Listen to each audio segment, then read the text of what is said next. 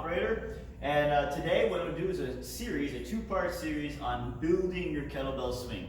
So today's work, we're going to do 3 drills that I think are great for starting to develop the important aspects of beginning that swing motion and learning to hinge. And the first of those is the kettlebell deadlift. So with the kettlebell deadlift, what you want to do is stand on top of the kettlebell, not behind it, but right on top of it, so that the handle of the kettlebell lines up with the shin. So if you look from the front, there, it lines right up with my shin.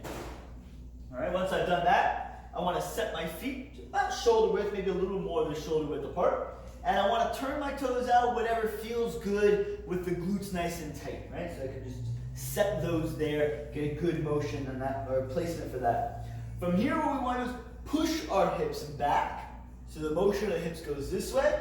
A slight bending in the knees as necessary in order to get me low enough to touch the handle of the bell.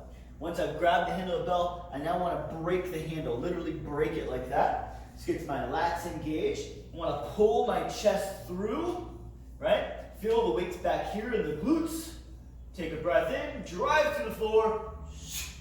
Nice squeeze in the glutes, nice squeeze in the abs, a spreading open of the chest. Coming down, I want to push the bell back with my hips, pushing my hips back and the bell back so the bell touches behind. Drive through.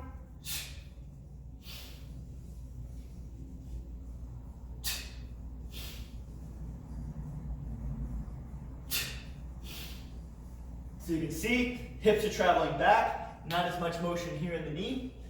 Careful this doesn't get to be kind of a squatty motion. We want to maintain this hinging or backward motion of the hip, not necessarily a downward motion of the body. So you can see there, that more like a squat going up and down versus back and forth, okay? Making sure that the back and the body looks like a silverback gorilla. The next part of this, once we've mastered the kettlebell deadlift, maybe do 10 reps of that, 3 sets of that to kind of really get that movement or that motion in your body. Now we do the hike. With the kettlebell hike, it's at the kettlebell swing. We actually want to place the bell out in front of us now.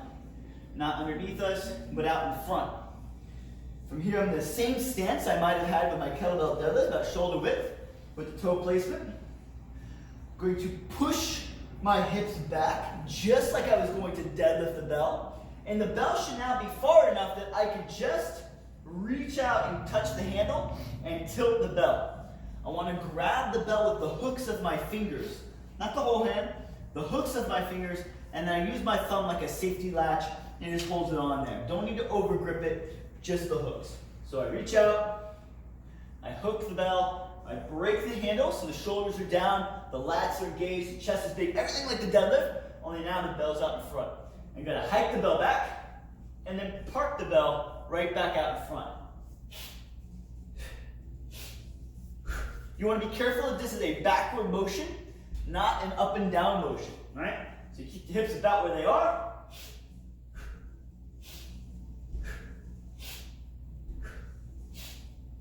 Like that.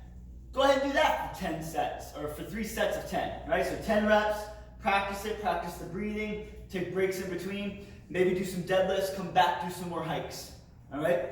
The final drill, very similar to the kettlebell hike. The only difference now is I'm not going to park the bell. I'm going to hike it back, and I'm going to let the natural pendulum action of the bell bring the bell forward. My body is naturally going to counterbalance the movement of the bell. So as the bell comes forward, I'm going to respond to that. That's normal and it should happen. What we want to be careful about though is that we don't end up bouncing up and down when we do this, that we keep the body fairly level, and it's only the bell moving back and forth, and my body sort of compensating a little bit for that inertia. Looks like this.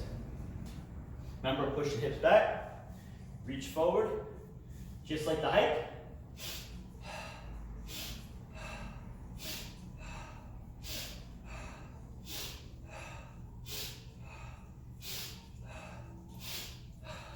And then you park the bell.